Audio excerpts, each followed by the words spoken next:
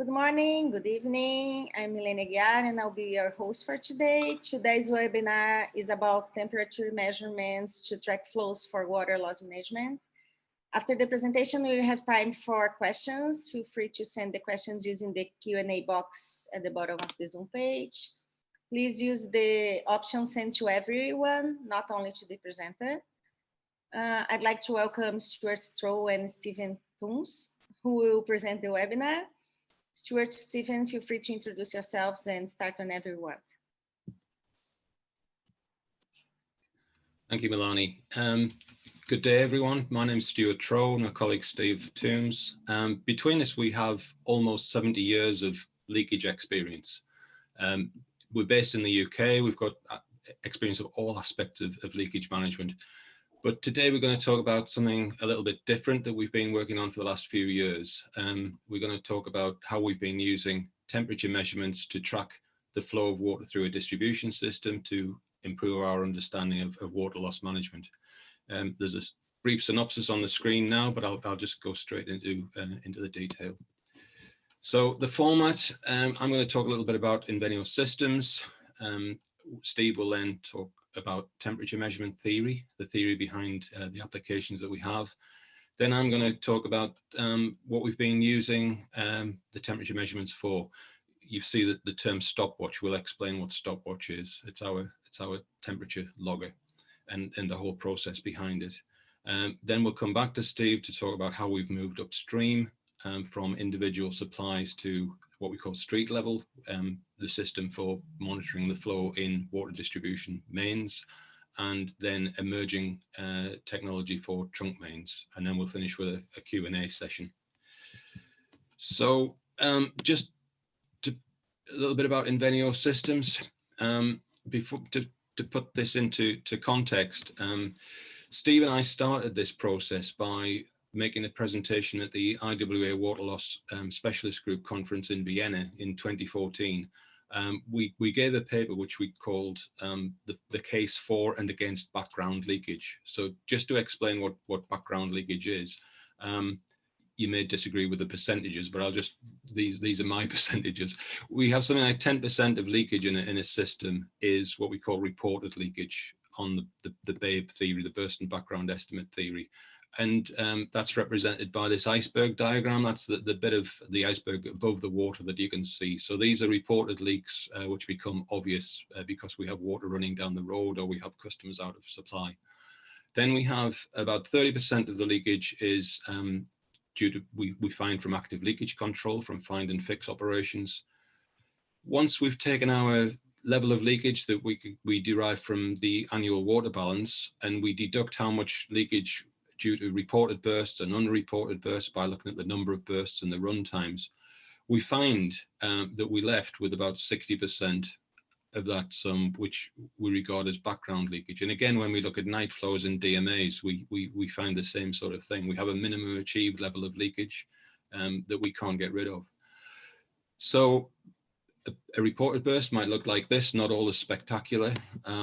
Unreported burst looking like this, and then background leakage. This is my favorite photograph of background leakage. It's basically an act of faith. It's what we left with. We can't see it. We just have to believe it exists. And Steve and I started to think, well, maybe background leakage isn't what we think it is. So we presented the paper at the IWA conference. We then did a club contract in the UK with 6 water companies where we looked at how they were estimating the level of plumbing loss, so leaks internal to buildings, and how they estimated per capita consumption and night use. And we found that maybe the water companies were underestimating the level of plumbing loss and internal leakage. So we then talked about, well, how might we produce better estimates of customer side leakage? What could we do differently? We hit on the idea of using temperature measurements. And we did a pilot project with Severn Trent Water, which produced some very interesting results. And as a result of that, we established the company in early 2015. And since then, we've been pioneering the use of temperature measurements in the water distribution system. And we've developed systems for service connections, for distribution mains, and now emerging technology with trunk mains. The business was acquired by Halma PLC in 2019, and we operate as a sister company to HWM Water, who produce data loggers, all sorts of data loggers, and leak detection equipment. We have 20 clients in the UK, and we've done some work internationally as well. And we've had consistent year-on-year growth, expanding from 4 employees in 2015 to over 30 people employed now across 3 offices in the UK. And we have some quite major contracts, particularly with Welsh Water and Thames Water.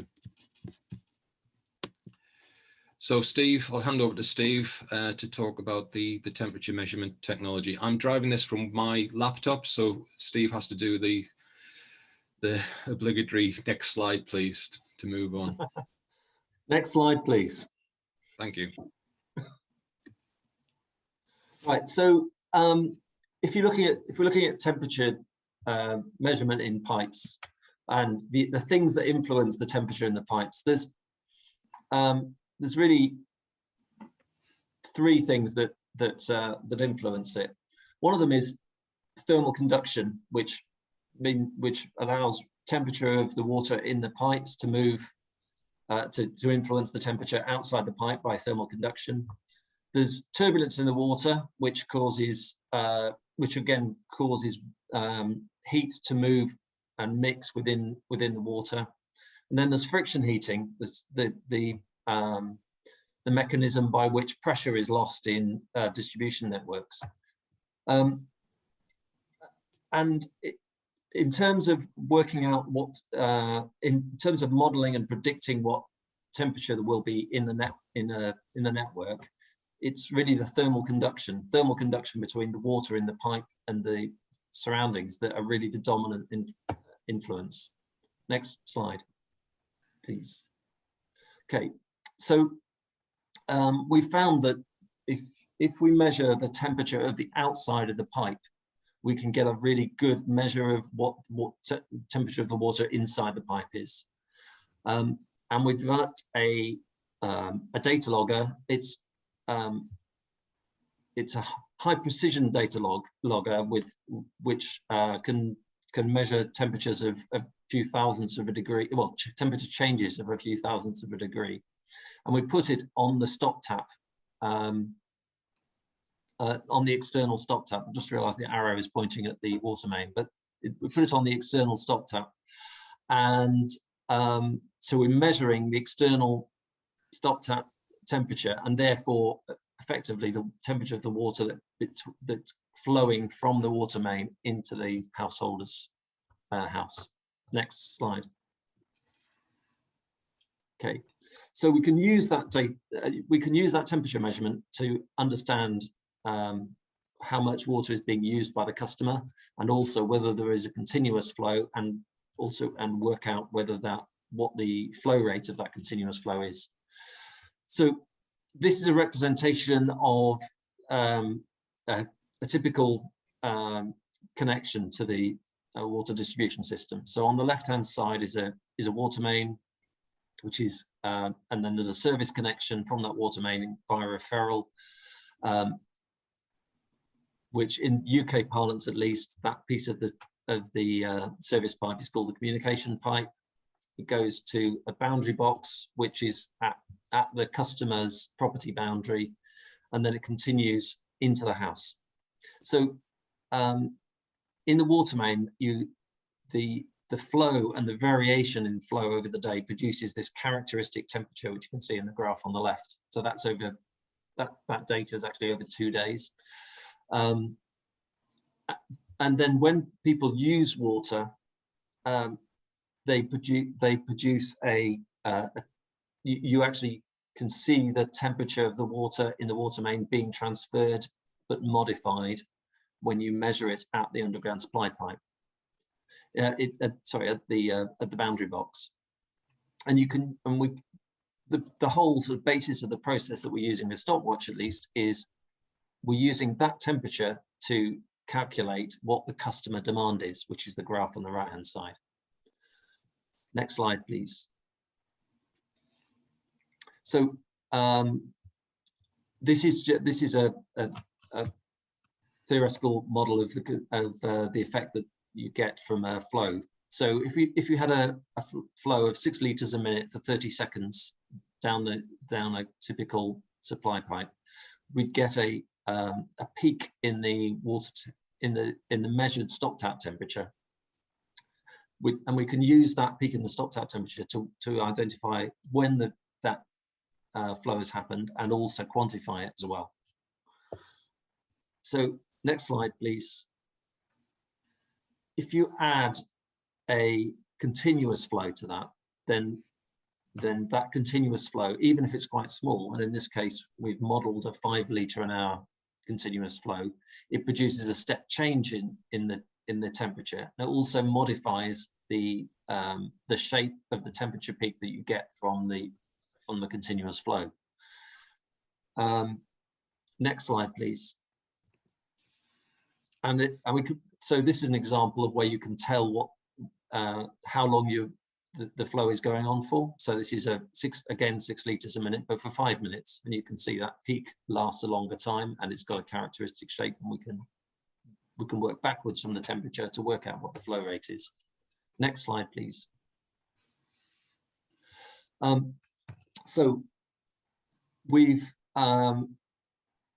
developed this system based on a theoretical temperature measurement, theoretical conduction, thermal conduction, and then we verified it and improved it by actually doing lots of measurements of temperature of boundary boxes and comparing it to the customer meters, and also by surveying whole sectors and then comparing the sum of the data from that whole sectors to the flow into the sector from the distribution meter. So this is one example of the verification. You can see the vertical axis is our average daily flow into a whole set of properties. Each dot is a single property, a single customer, and the horizontal axis is the metered average daily flow for those metered customers. And you can see we get a pretty good correlation, one-to-one relationship. We can also actually identify properties where the meter seems to be misreading, where we're saying that there's a higher flow than the meter is saying, and we've verified that in several cases. Next slide, please. So this is an example of the kind of data that we collect. So this is over 7 days, and you can see that the temperature of the stop tap varies over 7 days, with a diurnal pattern of going where the temperature goes up and down with the ground temperature, and then superimposed on that there are a set of dips in this case, which just depends on the relative water and ground temperature, whether it's a dip or a peak. But in this case, there's a whole set of dips, and each of those dips corresponds to a use by the customer. So we can work backwards from that data to work out how much water the customer is using. And you can see in this, right. So this is an example of where we can actually identify a problem in the customer's property from this data. You can over most of this sort of 5 days, you can see there is an oscillation every 10 minutes. There's an oscillation in the temperature, and this is caused by a leaking toilet where the outlet of the toilet has got a continuous flow in it, and the inlet to the toilet has got a ball valve which is repeatedly opening and closing to feed that toilet leak on the outlet.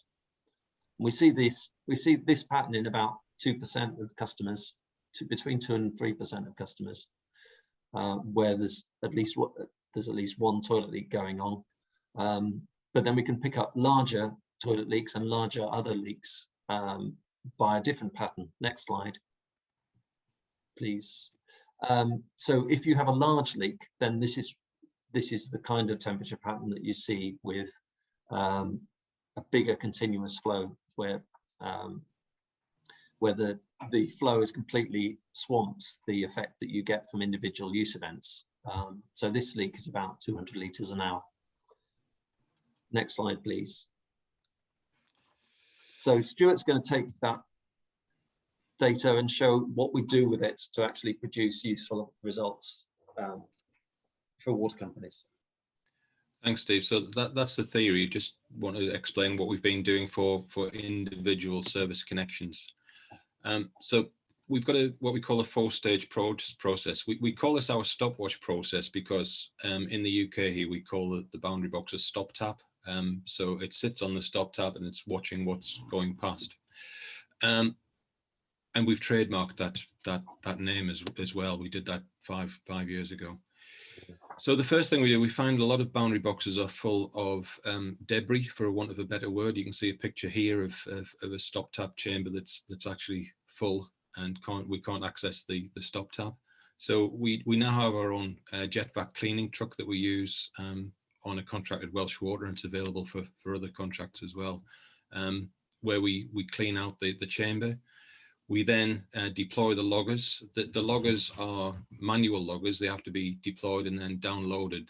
These particular devices don't communicate, but we'll come onto our communicating version later on. So we then deploy the logger. We have a mobile phone app, which keeps track of where the logger is being placed. Each one has a barcode and serial number. And in the chamber, we fit these green tags that you can see on the right-hand side. So we can then and each of these tags has a barcode and serial number as well, so we can relate the logger to the individual service connection. The logger records every 30 or 40 seconds, and it can do so for up to 6 weeks, which is the longest time that we would need to survey an area for. Once the loggers have been out in an area or even on individual supplies, if it's an individual supply, we may only need to leave them on for 2 or 3 days to determine if it has a leak. We then recover the loggers, we bring them back to base, we download them, and the data is then run through our algorithms. We identify points of interest which might have high consumption or a leak, and then on the contract that we have with Welsh Water, plumbers are deployed to follow up those points of interest. We've done close on 100,000 properties with this technique to date, and we've learned as we've gone along. The applications tend to fall into 3 distinct categories. The first one being water accounting. So this is actually getting to know more about where the water is going in a particular area. So we can identify properties that have unusual high consumption. We can identify unknown connections. So if we find a boundary box, a stop tap, or a pipe under a cover of some sort, we can fit a logger to the outside of the pipe, and we can determine whether there's any flow of water through that pipe. We've done work in the UK looking at seasonal night use allowances for leakage estimation. We can improve the correlation between the night leakage estimate and the total flow into a DMA, and that's based on some work I'm going to show shortly, looking at DMA surveys. We've got to know more about how we might be able to predict what the true night use is in an area from the work that we've been carrying out. As Steve has pointed out, we can identify meter error and meter under registration. We can pick up void properties. Every company's billing system will have a record of properties that are empty and not being billed, or maybe have a standard charge applied to them. And we can fit a logger to determine whether there's actually anybody occupying the property and using water. And then at the other extreme, we have properties that have been subdivided into bed sits, houses of multiple occupancy, and we can use this technique to determine approximately how many people might be residing in that property. We can pick up connections off the supply pipe that before the property or before the meter, and then the last 2 bullet points are the bulk of the work that we've carried out in the UK. We've been doing surveys of consumption monitor areas to improve per capita consumption estimates and also night use estimates. And we can identify whether the diurnal variation of flow past the meter, the DMA meter, corresponds to the sum of the flows past the boundary boxes. And again, I'll say more about that. For leak detection, we can identify continuous flows. We can verify if those flows are customer side or whether they're on the connection between the main and the boundary box. And we can estimate what that flow rate of that leak is, as Steve has described. And then for metering and billing, we've got similar applications to the water accounting, but we can also pick up where illegal use may be going on. And we've got the potential of converting a dumb meter into a smart meter by taking the meter readings, but then profiling the consumption between those meter readings using this technique. All of the data from the loggers, when they download it, comes into our Data.Watch database. And we've had this database for a number of years now. So it contains records of all of the stopwatch data that we have, the temperature data and the process data. It has a geographic front end. It's done by company, so we can quickly go back to individual campaigns and individual properties. These are the temperature examples that Steve showed before, but just to point out that on the algorithms that we have fall into two categories. We have the algorithm that picks up the continuous flow due to leaks and quantifies those, and then there's an algorithm that picks up the intermittent flows on each property and due to the use events and quantifies those as well. What we find when we do a survey of an area is the usage patterns in those properties are extremely skewed. So you can see here a sample of individual properties, looking at the night flow over a 14-day period. So this isn't an individual night, this is an average over a 2-week logging period. We have 150 properties that didn't use any water at night at all. We have the mode of the distribution in the sort of 2, 3, 4 litres per property per hour range. But then we have some properties up here using 30, 40 or 50 litres an hour on average over a 2-week period.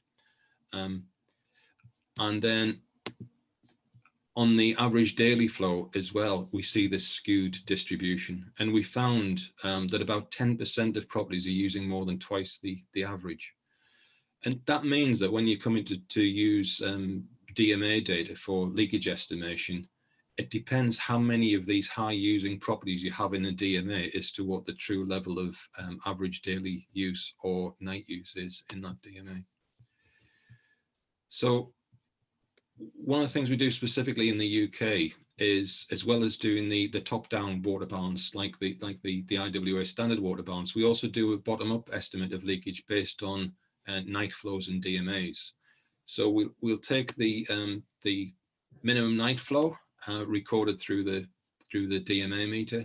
We'll deduct any night flow due to continuously logged users, large users. We then deduct an estimate, and I've underlined the word estimate, of night use from households and non-households, the smaller commercial properties. And what we're left with is leakage, and that leakage is on the customer side and on the network, on the water distribution network.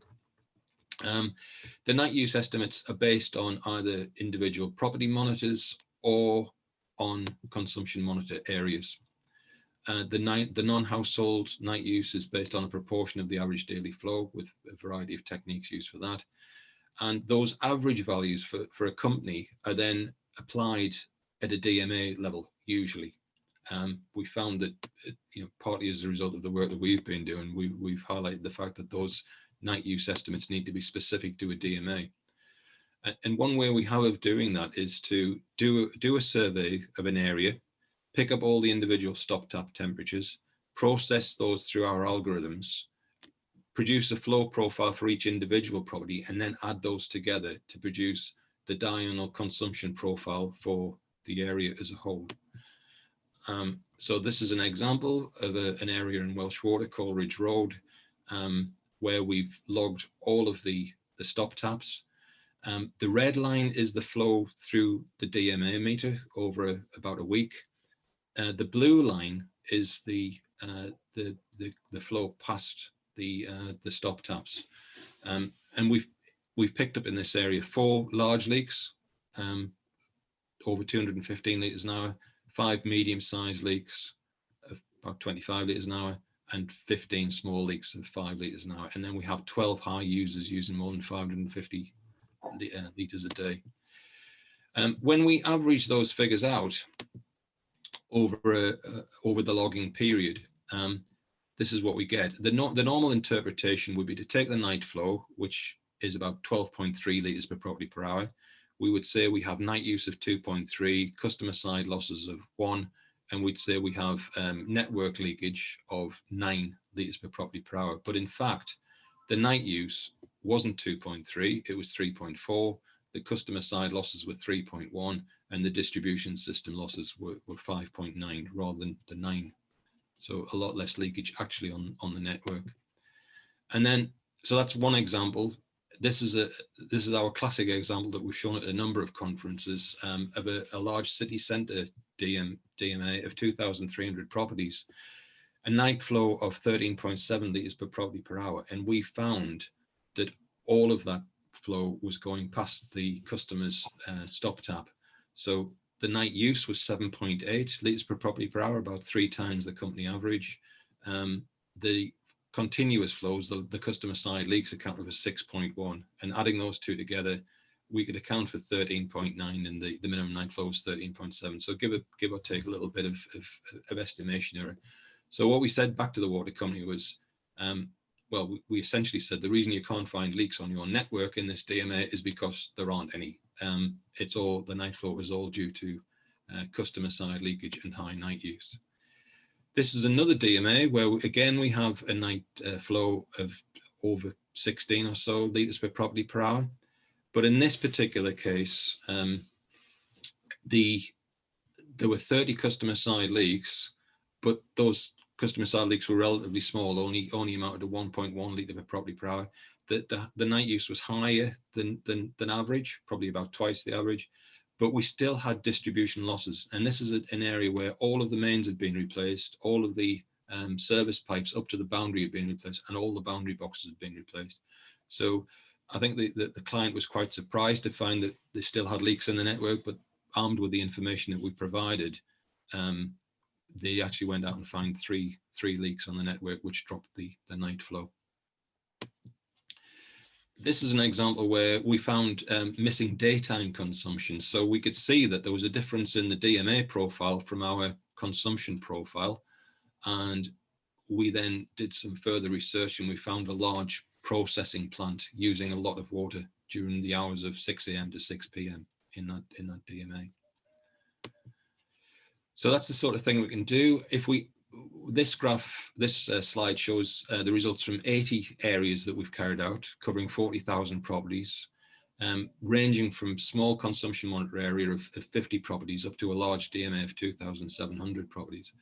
The average night flow was 11.6 litres per property per hour, and that was accounted for by 3.82 litres per property per hour of night use, 2.62 of customer side leakage, and 5.06 of network leakage. So a lot less leakage on the network than the water company would have estimated for those 80 DMAs. The graph here shows those 80 DMAs ranked from highest network leakage to lowest. And you can see there are some DMAs that do have high network leakage, but there are also 30% of these areas had less than 1 litre per property per hour of network leakage. So again, it calls into question that, you know, what is background leakage, how big is it, and where does it exist? Because we're finding that you can get some areas down to very low levels of leakage. And then in these areas that have high levels of network leakage, we can often find hidden leaks that haven't been located before, large hidden leaks. So this slide shows where we came into this whole exercise back in 2014. In the UK Managing Leakage Reports, from 1994 and then repeated on the update in 2011, there is an estimate here, a midpoint estimate of 0.5 litres per property per hour for internal plumbing losses. We did a project with UCWIA, the United Kingdom Water Industry Research Organisation, in 2019, and we found that actually internal plumbing losses were averaging about 1.4 litres per property per hour. And that increase of 0.9 litres per property per hour, I don't think that suddenly happened. I think it probably has increased over the last 25 years, but it was probably higher 25 years ago. The significance of that change is it's equivalent to about 18% of the total level of leakage reported to Ofwat in England and Wales. So we've started asking the question, well, what else is out there that isn't leakage, that is currently being reported as leakage or water loss? So some of the key learnings from the work that we've been doing on individual service connections: household night use varies considerably from one area to another, making the bottom leakage estimate difficult. The night use in many areas is higher than the company assumes. a small number of properties affect that average night use and also the average daily consumption as well.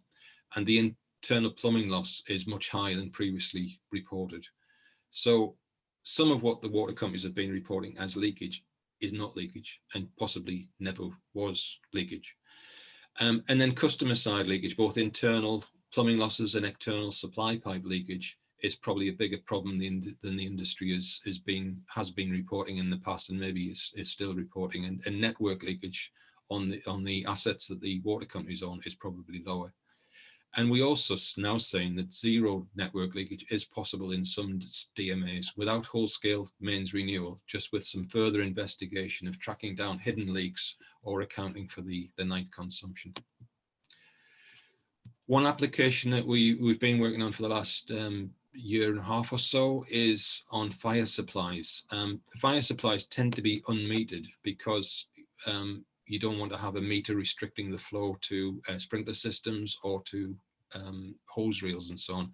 So these are photographs of some work we did where we were attaching stopwatch loggers to pipes, in these cases quite large pipes going into fire supplies, and then seeing what happens to the data. And what we found, we tend to record the pipe temperature in orange and the ambient temperature in blue. And you can see at this point, there's been a use event. So these two temperatures deviate. So we can see for how long they deviate and by how much they deviate, and we can estimate how much water is being used. If they constantly deviate, then that indicates a leak on that fire main. We've done four. These are results from 4 trials. The first one, there were 30% of the fire supplies, 3 out of 10 were using water.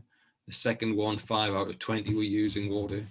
The third one, only 1 out of 6 were using water. But in the last one, this was aimed specifically at properties that had fire supplies. We found ones that had 118 fire supplies.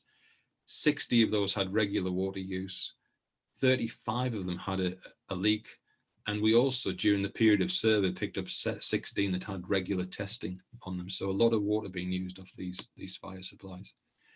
And then we're also developing techniques for public hydrants, hydrants on the water distribution system.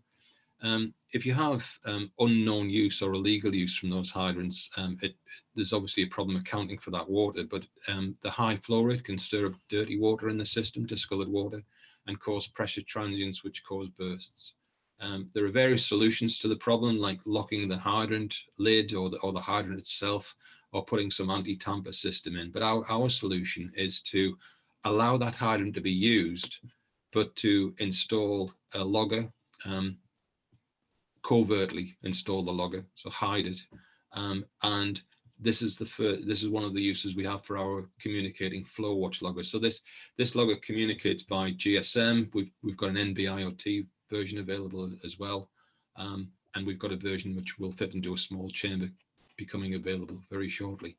So all we do is monitor the temperature of the hydrant, and if it's used, then we get water of a different temperature from the main coming through here and changing the temperature of the bowl of the hydrant. And this shows an installation on a hydrant here, and you can see when water is used, we actually generate alarms automatically, which can come into a database or direct to a mobile phone.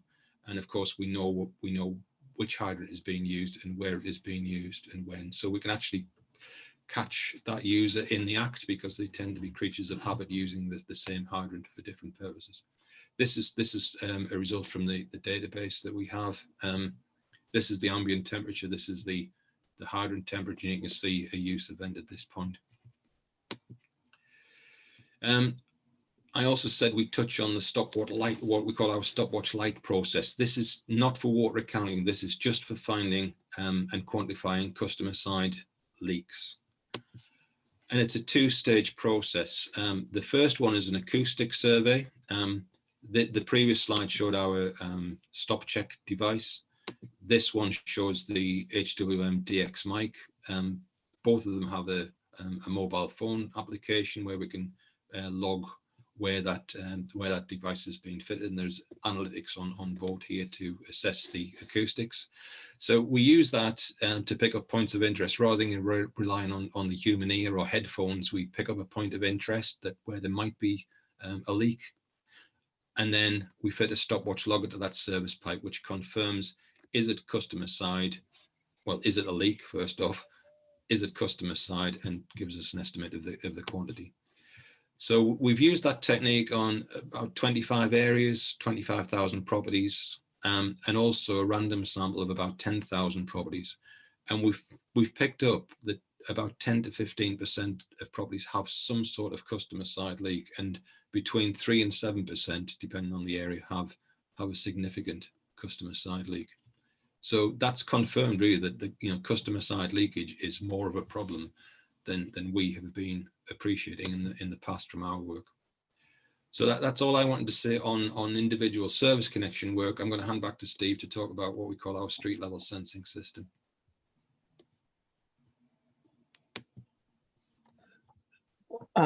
Thanks, Stuart. So we've fairly early on thought, well, okay, we're measuring temperatures on stop taps and on customer supplies. Can we measure temperatures further up in the distribution system? And so over the last couple of years, we've been developing a system which we call street level sensing to monitor changes in temperature, which indicate changes in flow in the distribution system. And the aim, next slide. Yeah. So the aim is to use it to identify leaks. This is, we've looked at this in several different ways. So this is one example of what we did early on. So we did a stopwatch survey where we put a stopwatch temperature sensor on every stop tap in a DMA. So on every service connection in a DMA, which is indicated in the picture on the bottom left-hand side. That DMA also was known to have fairly high distribution system leakage. We didn't find it from the stopwatch survey in the customers, but what we did use the stopwatch data for was to calculate the demand for each of the customers. And rather than using the typical demand profiles, which are default demand profiles, which are used in hydraulic modeling, we used those measured results from each individual property. So it was like using a sort of fully smart metered DMA's data. So that data, once we reallocated the demand using the stopwatch data, we could actually, by calibrating the model, we could identify a pressure anomaly which corresponded to a leak, which in the traditional model, which is shown in the left hand of these two pictures, didn't produce a pressure anomaly, but with our improved demand allocation, did actually find the flow anomaly, and that's gone on to be proved as a leak. Next slide. But then the other way we're approaching this is to look at measuring the temperature on the pipes in the network, in the distribution network. So we're measuring temperatures on the outside of the distribution network. And this is a sort of simple illustration of the effects we're looking for. If you can imagine that the left-hand side of this graph is the DMA inlet, and the right-hand side of the graph, there a leak occurs. Then instead of having, then before the leak occurs, you get a temperature profile which is shown by the blue line. So as the colder water in this case goes into the warmer ground around the pipes, as it gets to the end of the network, it gets warmer and warmer. So when a leak occurs, Stuart, you press the button. Yeah, I'm doing it. When a leak occurs, that the water is now traveling much faster through the network, and it doesn't get warm as quickly. So you can, by taking measurements of the temperature through the network, you can see where the leak occurs, because it produces a change in the temperature gradient as you go through the network. As illustrated here. So if the leak was between 3 and 4, you would get that kind of temperature gradient change. Next slide, please. So we took these principles and produced basically a hydraulic model driven, which indicated temperature rather than pressures. And this is an illustration of those model results. So this is a DMA where we had already done a stopwatch survey, and the water temperature in this case is cold at the inlet, so the DMA inlet is at the bottom, and so the cold water is illustrated by the blue area, and then as the water moves through the network to the top end, the northern end in this case, it gets warmer and warmer, and you can see there's a loop of the water main which is particularly warm because it's moving very slowly, and it's also at the far end of the network. So then if we model a burst, that burst occurs and two things happen. Well, firstly, the water temperature cools down in most of the network because the water's moving faster through the network to feed the burst. And the other thing that you can see in this particular case is that water that's been in that loop of main for a long time then starts to move out of the loop to feed that burst as well. So and with different DMAs with different burst locations, you see other effects which we can use to actually identify where the bursts have happened. Next slide, please. Next slide, thanks. So we did a trial. So that was the initial piece of work we did to demonstrate whether theoretically we could actually actually achieve anything. We've then got 6 UK water companies involved in a practical trial where we instrumented a set of DMAs with temperature measurements on the outside of the tap.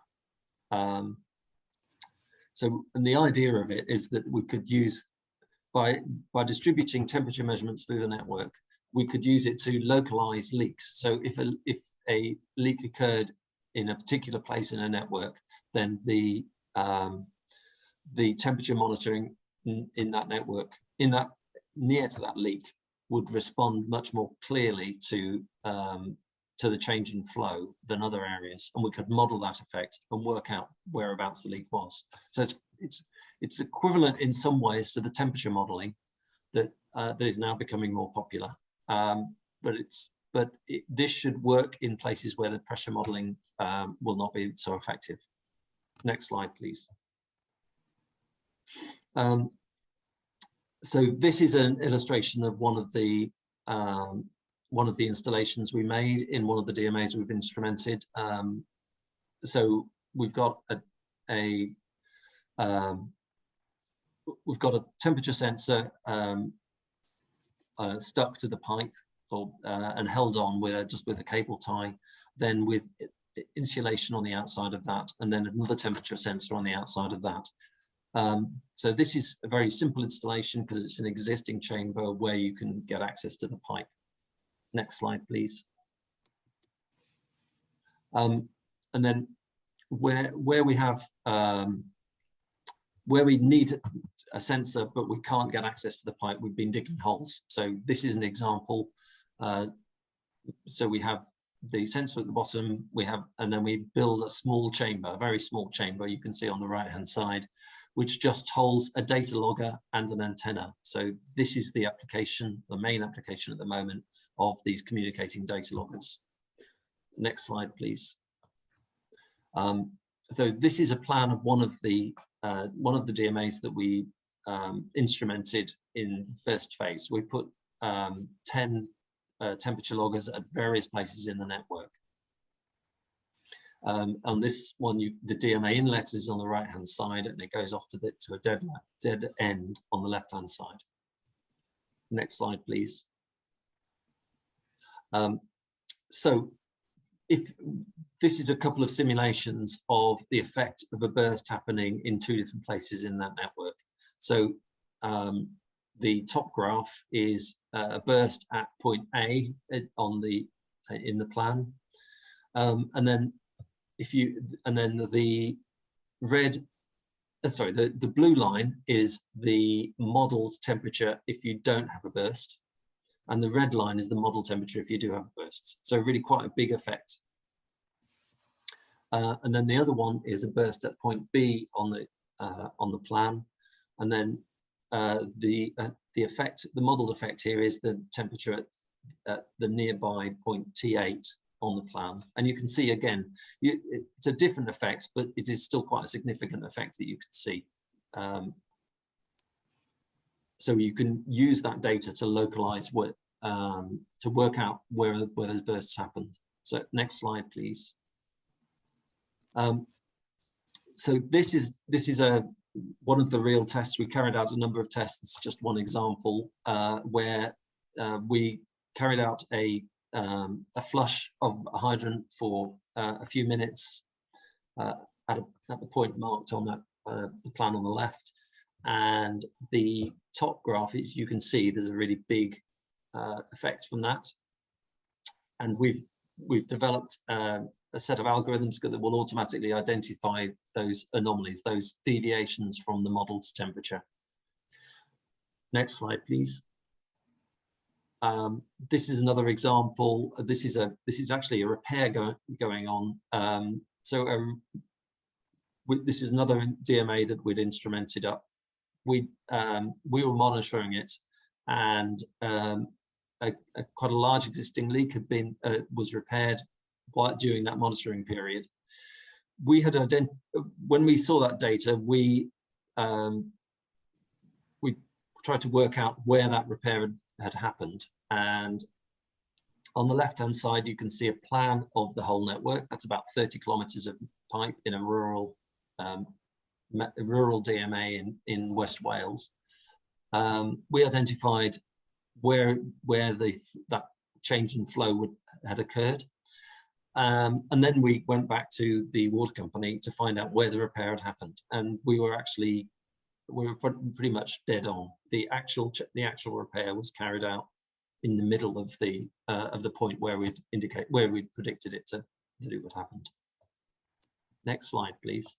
So, and this is the data in more detail. So you can see out of those 4 sensors, 2 of them reacted really clearly, and that really matched our modeled reaction really well. Next slide, please. So we can see that this is going to become a part of a network monitoring solution in a smart water network, where we have measurements of flows, pressures, pressure transients, acoustic logging, consumption data, and temperature data, and we use that all together to work out where anomalies have occurred, where leaks have happened. By putting all these together, we can get a much more reliable result than just by measuring 1 or 2 parameters on their own. Next slide, please. So very quickly, there's one sort of specific application to this which we've been investigating over the last year, which is look whether we can use temperature measurements to measure flow rates on trunk mains. Next slide, please. So we were aiming. So this is a feasibility test that we did on a trunk main in northeast England. It's a 650 mil diameter trunk main feeding areas on the coast south of Newcastle. And we were aiming to see whether measurements of the surface of large diameter pipes could be used feasibly to measure the temperature of the water inside, and then see whether it was feasible to actually use that data as a metering method. So we're measuring temperature at several different points on the pipe, and then looking for time delays between patterns of temperature arriving at different points in the pipe, and then seeing whether we could use that to measure flows. Next slide, please. So this is an illustration of the site. So on the left-hand side, on the sort of left-hand piece of the plan, that's just downstream of the treatment works. And we had 2 points in the treatment work right next to each other that we did temperature measurements on, and then there were 4 other points spaced out at hundreds of meters through the network. And I'm just going to show you data from those, the 2 points in the treatment works and the next point downstream, which was 250 meters away. Next slide, please. So the flow rate from that treatment works was about 28 megaliters a day, and although it varied a little, it was fairly constant. Next slide, please. This is the data. This is the graph on the left is an illustration of the data we collected, and the graphs on the bottom are just zooming in on individual bits of the data, just showing the level of detail of the data that we were able to look at. Next slide, please. So this is temperature from the 2 points on within the treatment works. So this is data measured at 10-second intervals. So temperatures measured at 10-second intervals to this sort of high precision, a few thousandths of a degree. And at site 5A, that blue line is actually the air temperature within the treatment works. And the orange line on the bottom graph is the air temperature at that point in the treatment works. And you can see there's very big variations, whereas the colored line beneath those is the variations in the air in the pipe wall temperature. So we found that once we'd made corrections for those air temperature, we got a really good match in the water temperature and in the pattern water temperature between the 2 points, which indicates that we are actually measuring, by doing those surface temperature measurements, we are actually measuring the water temperature. And we got a really good correlation between those 2 points. Next slide, please. So this is an illustration of that same data on the bottom, and the correlation that we got between them at the top. You can see by eye that the correlation is the match of the pattern is really good, but when we were trying to automate it, it was clear that the temperature of the temperature variations of the air were having an impact on the quality of the actual correlation. So the expected time delay, optimum best time delay, would be close to 0. It's just under 20 seconds. But with these errors that were brought in by the large air temperatures, you ended up with correlations that didn't work so well. So it just illustrates that we need to do something with that air temperature correction, and the sort of precision on the measurements is really vital to get this to work. Next slide, please.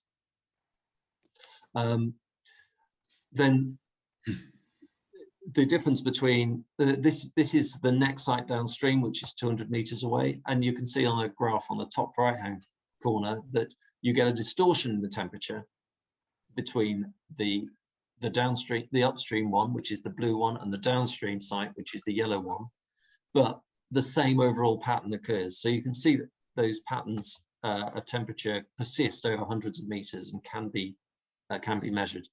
And we got by doing a cross correlation between these 2 sites, we got a reasonable match between the expected time delay between that temperature pattern arriving at each point and the actual time delay based on the meter flow rate into the DMA, out of the treatment works rather. Next slide, please. So conclusions.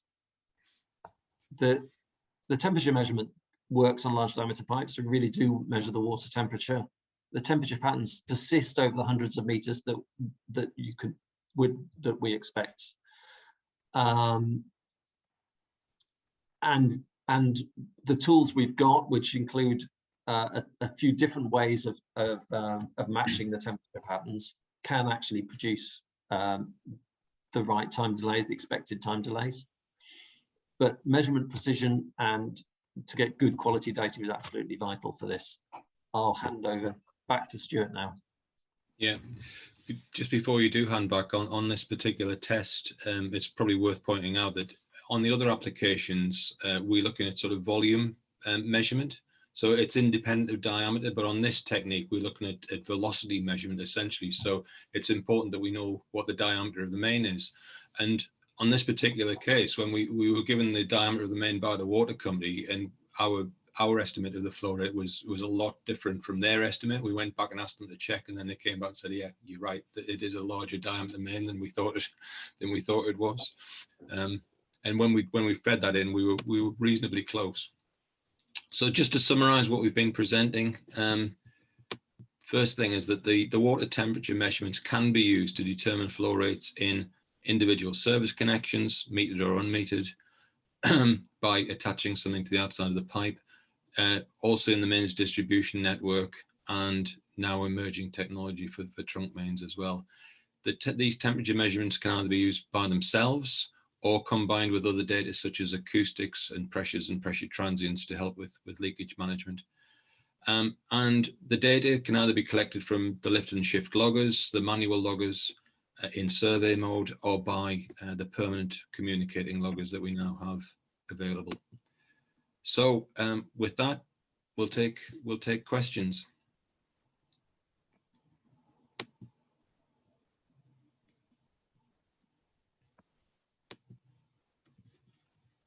Are we having the questions read out to yeah. us? We have some questions here. Would you like me to read them for you, or can you see it? It'd be good if you could read them. Or I've got the chat box. I don't know if... That's no problem. What's the minimum if you temperature? Could read them, then... Yeah, if you could read them. Good. Okay. You can read them. What's the minimum temperature difference between water and ambient soil to have accurate measurements? Okay. The difference is typically you need a difference of about just less than 0.1 degrees. But that difference, we've found that difference is there almost all the time. The temperatures do become very close to each other, but only for a few hours at a time. So it's just, the answer is just less than 0.1 degrees. Okay. Second question, influence of varying pipe depths. What portion of recovered customer side leakage could be addressed through more accurate meters? Influence on temperature of distribution storage tanks that drain to network. I'll take the first question. I mean, our technique on individual services is very good, very accurate at low flows. I mean, we can pick up flows down to 1 litre an hour, and a good quality flow meter might start at 1 litre an hour when it's brand new. But we found cases where relatively new meters aren't starting to record until maybe 5 litres an hour or even 8 litres an hour. So I think we can pick up the very low flows more accurately. One deficiency of our technique is it's not so good on individual connections for picking up the high flows, because we get to the water temperature, the stop tap goes to the water temperature, and then with a high flow for a prolonged period of time, it doesn't go it doesn't change, it just stays at the water temperature. So we're probably more accurate than some flow meters at the low flows, less accurate at the high flows. Steve, do you want to address the second part, like the influence of temperature on distribution tank? Oh, yeah, okay. So yes, right. Yes, we've done a DMA where we have a actually we've done a few DMAs where we've had two different supply modes. So either it's been supplied directly from pump system, or it's been supplied through via a storage tank, a service reservoir. And you do see that it does have quite a big influence on the temperature. But as long as we know, well, one of the things we do with when we do a DMA survey is measure the temperature at the inlet meter. So as long as we know that that effect's going on, we can account for it when we're doing stopwatch surveys. There is a big advantage of having those differences in modes as well, though. If you want to use it to work out flow rates, you get really good sudden changes in temperature which travel down the network, and we've used those really effectively to identify how fast water's flowing. Just coming back to the first part of the question as well, yeah, you know, meter accuracy is really important, and sustained meter accuracy is really important for picking up customer side leaks, and not just customer side leaks, but use events as well. Okay. Steve, if you want to stop sharing the presentation, I think people can see you bigger in the screen. Okay, I'll just leave that on for a second. These are our email addresses if anyone wants to contact us, or you can find Invenio Systems website and you'll be able to contact us through there. Okay. Can I go to the next one? Yep, sure. Yes. Here in the USA, flow data, DMA level is limited. How much is your system dependent on having flow data for street level sensing? Okay. Well, can I start to answer that, and then yeah, you give on, the detail? The purpose of the street level sensing system is to actually subdivide a DMA into smaller sectors, so that if the flow in a DMA goes up, instead of having to sweep through the whole DMA, you can go to which part of the DMA. But potentially it's an alternative to DMAs.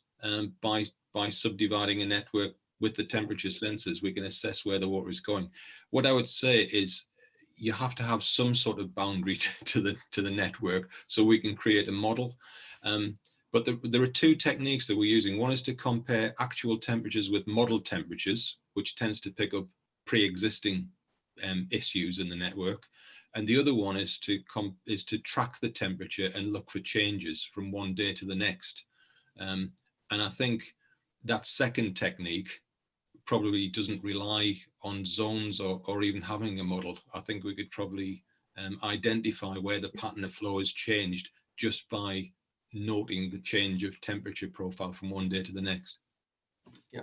Yeah, we've done so we have a sort of hydraulic modeling approach, but then we've also got a sort of another parallel approach, which is a well, a sort of empirical model. We use a machine learning approach to produce an empirical model of how temperatures change through the network. So that isn't dependent on having a model at all, on having a hydraulic model at all. It just learns from the data that's available. Okay. And then identifies anomalies as it goes on. Next one. But I thank you for the presentation. Can I stopwatch replace a typical domestic water meter? More benefits, but higher cost? Depends what you want to do with the water meter. If the water meter is being used for billing purposes, it depends what your tariff regime is and so on. I would say because it isn't so accurate at high flows, then maybe not. But it depends what your tariff structure is. You know, we know of some organizations that maybe are looking to have a standard charge, but then a higher charge for higher users. So if that customer uses more than, say, twice the average, they would be billed in a different way, in which case, yes, you could use our stopwatch device. And the benefit is that we can quickly install these devices. There's no excavation, there's no contact with the water. They can be just installed by clicking to the outside of the pipe. And we've got we have interest in that approach from the UK because a lot of the benefits that are seen in the UK market of having metering is about detecting customer side leaks. Yeah. And we think that our approach can detect customer side leaks just as well, probably even better than a typical domestic meter can. Yeah. We've got a question. Are there any limitations on pipe diameter or the pipe material? Do you find this at all?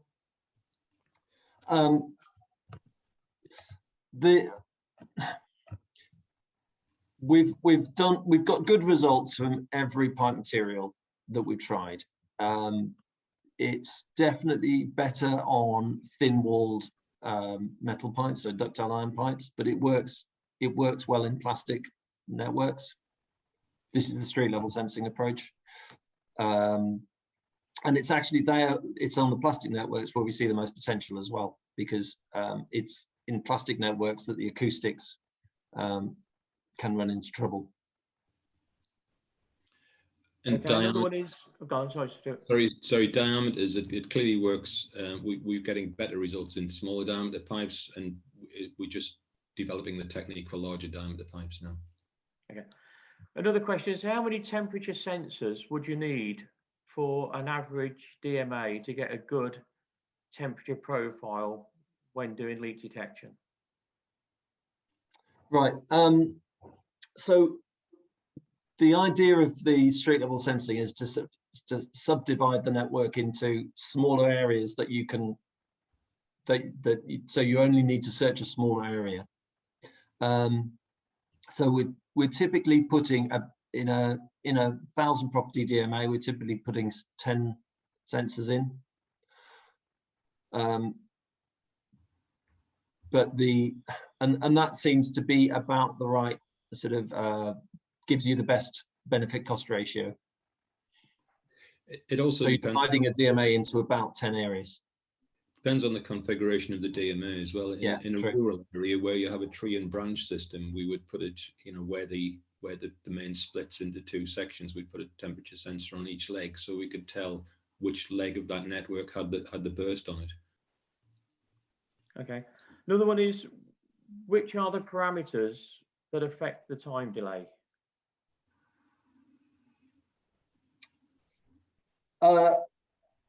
Well, it's basically it's the velocity of the water. It's the average speed of the water that affects the time delay. Okay. Yeah. Okay. It's Do you think that the UK water meters with their leak alarm level is appropriate, or do you think now with your research they need to be much lower and changed? You're talking about domestic meters here. I take it, yeah. Yeah. So domestic meters, we definitely find leaks which are not being detected by the customer meter.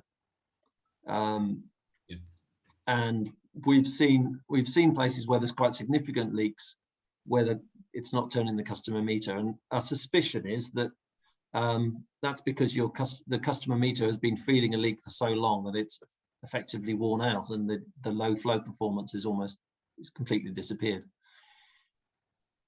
What we find, Stuart, those small leaks which run for a long time are a significant part of the total level of leakage in that area. Yeah, and they're not necessarily picked up by the customer meters. Okay, that's fair. And another question: have you tried it in countries with hot, dry conditions, such as Middle East or where the temperature in the water and the temperature in the ground is much more significant to the UK? We did a project in northern Italy where the temperatures in the summer were about 40 degrees. They were touching 40 degrees at the time. So yes, we have, and we've done work in Australia and New Zealand as well, haven't we, Stu? Yeah. So we've done work in Australia in the Australian summer. So it works, still works. The insulation problems are different, but it still works. Yeah, we have another one. Have you compared mains versus property flows leaks by isolating the properties at night?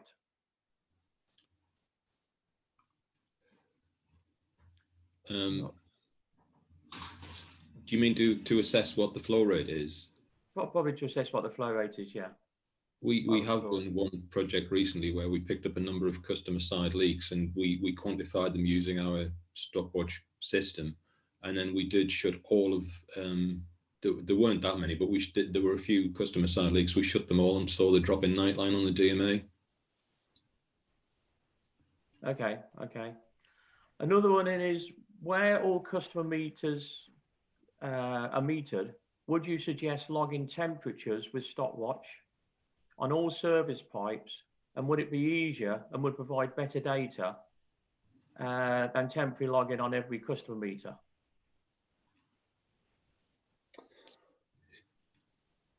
Logging of customer meters, I think fitting a stopwatch logger is actually quicker and easier than fitting a logger to a customer meter.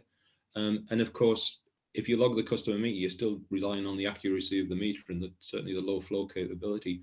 What we find with our system is it's very good at low flows. It picks up small flows that maybe don't get recorded on the meter. One disadvantage of our system is that when you get very high flows, our system tends to max out. So, you know, we get to a maximum flow and then we can't tell if the flow rate's gone above that. We can sort of overcome that problem to some extent. But I think a combination of reading the meter and then profiling the meter reading with our system is a good combination rather than logging the meter itself. I think we don't have any more questions and we are running out of time. Anyone here wants to say something before I say goodbye and thank you? Can I say Alan, you asked me to turn on your video. Would you like to say something? Yeah, I just wanted to say thanks to both Steve and Stuart, and it's great stuff. I've followed it for some years, and carry on, I say. Thank you, Alan. Thank you, Alan. Would you like to say something? And just we've noticed a couple of questions from people who have had to sign off. So if we can get a copy of the questions, and if we can contact them via you, because we don't necessarily have their email address, and then we'll follow them up. One was about the large DMA where we said the zero leakage on the network. There was a question about the accuracy of the DMA meter, but we can deduce that in that particular case. And we've also done another DMA for that same water company where we went back to them and said, we think your metering's wrong because we can't get a match between our consumption profile and the DMA meter, and that turned out to be the case. What we always find is we always give an answer back to the water company as what's happening in that DMA. They may not like the answer, but we always give them an answer of where the water is going. Okay, I think that is it. Steve, Stuart, thank you very much for your presentation. Great presentation. And we are stopping recording now. Thank you. Thank you.